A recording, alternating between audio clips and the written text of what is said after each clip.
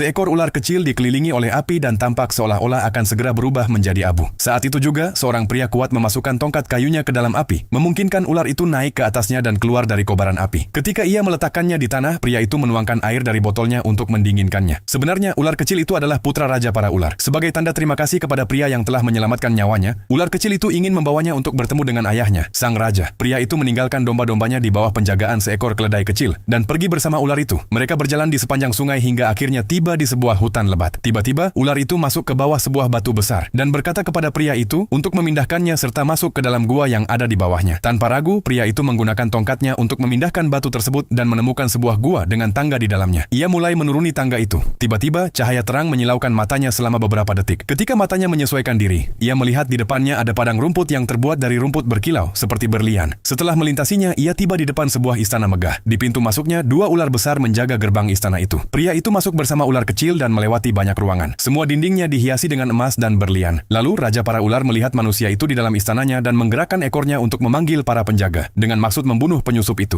Namun, ular kecil itu segera berlari ke arah Raja, naik ke pangkuannya, dan menjelaskan bahwa pria itu adalah orang yang telah menyelamatkannya dari api. Sang Raja, yang bersyukur, menawarkan dua pilihan kepada pria itu. A. Mempelajari bahasa hewan agar dapat berkomunikasi dengan mereka semua. B. Menerima sebuah kantong penuh emas untuk hidup dalam kemewahan dan kenyamanan. Pria itu bingung. Menurut kehidupannya sekarang, menerima emas tampak lebih menguntungkan, tetapi ia juga menyadari bahwa kesempatan seperti itu tidak akan datang lagi. Setelah berpikir lama, ia memutuskan untuk mempelajari bahasa hewan. Sang Raja memanggilnya. Meskipun takut, pria itu mendekat. Raja itu berdesis lembut di dekat telinganya. Dan tiba-tiba, pria itu bisa memahami bahasa hewan. Setelah itu, ia berpamitan kepada Raja dan ular kecil, lalu kembali ke dunianya. Hidupnya berlanjut seperti sebelumnya, menggembalakan dan merawat domba. Tetapi sekarang ia dapat memahami mereka, yang membantunya merawatnya dengan lebih baik. Suatu hari, ketika ia duduk di bawah pohon dan menyesali keputusannya karena tidak memilih kantong emas, ia mendengar dua burung berbicara di atasnya. Salah satu dari mereka berkata, "Seandainya pria ini tahu bahwa ada harta karun yang terkubur di bawah pohon ini, ia pasti sudah menikah." Mendengar itu, pria tersebut segera berdiri, mengirim hewan-hewan peliharaannya pulang, dan malam harinya kembali dengan sebuah kapah. Ia menebang pohon itu dengan sekuat tenaga dan mulai menggali. Tak lama kemudian, ia menemukan sebuah keranjang besar penuh emas. Dengan penuh sukacita, ia membeli sebuah istana besar dengan koin-koin itu. Ia menikah dengan wanita yang dicintainya dan memiliki dua anak. Sejak saat itu, ia hidup makmur dan bahagia.